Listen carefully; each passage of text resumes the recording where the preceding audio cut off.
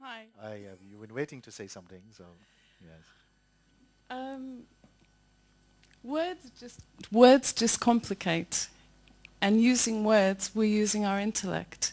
Using our intellect. How can we explain this?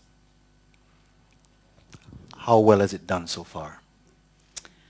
Um, yeah, I think the second half definitely more. Yes. But your question Mm. wants no answer.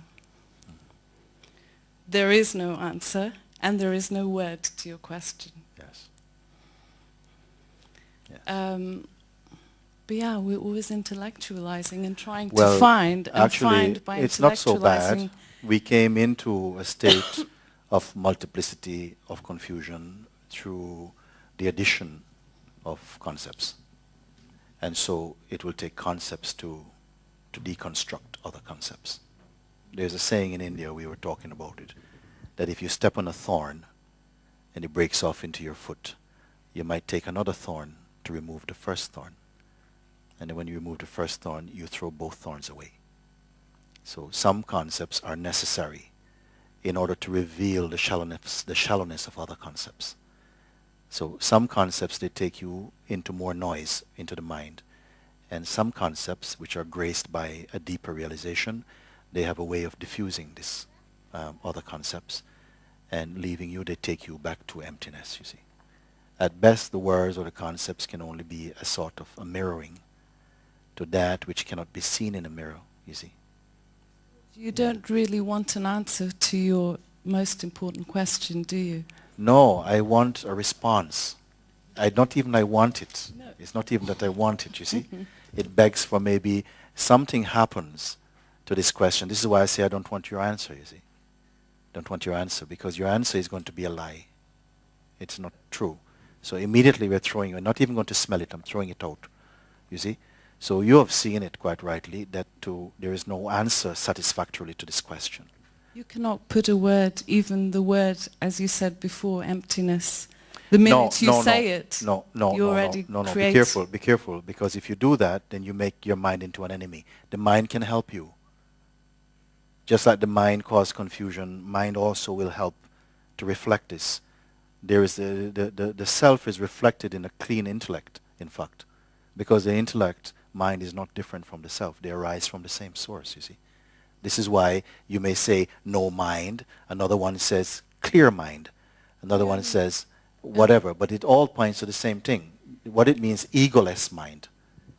Because upon recognizing who you are, mind will still function, but simply it will be in service to that, you see. Uh, you see, this is it. Because otherwise, you will be from time to time still using words like you will still have to speak because the vital force is here. You will still have to bring your children up. You'll have to speak with them and so on. What you're going to say, no, from now on, I don't speak. Or I don't use I don't use I. You see, you cannot help it. But some deeper understanding now is informing all the other expressions are going to be somehow blessed by that deeper realization, you see. Then you may say conversations at the word level, at the verbal level, at the intellectual level, they have served their purpose properly because they now are throwing you back clearly onto that which cannot be touched by words. You see, there are some beings, or yourself also, at a certain stage, probably, that you may say you may have satsang in silence, because that will be perhaps the highest teaching, if you want to call it a teaching. But one has to be mature and evolved for a satsang of silence. So until then, we use words, and those words that are somehow infused by a deeper understanding, they have a certain authority and grace in them, and they help to empty other words of content, you see. And at a certain point, it becomes You will not use words in a kind of complacent manner. I don't want to even say that, because I want to say actually you can speak anything you want, in fact. It will come out any way it wants because it's not going to corrupt this. This is the point I want to make. There comes a point in your own seeing where nothing can corrupt this. In fact, even now nothing can corrupt it, but you're under the impression that there's something can corrupt it.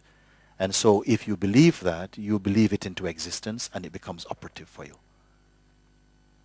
So I hope by somehow you're right that the second half of this time together has really somehow been more satisfying, because we have to sometimes cut through the jungle a little bit to get to it.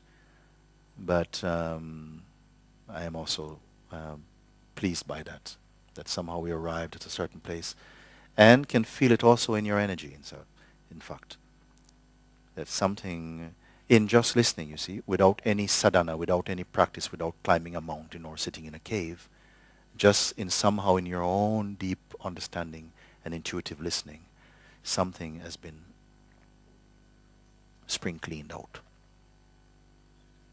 And what remains is that which cannot be taken away. Stay there. You see. So, thank you. Okay, Dempsey.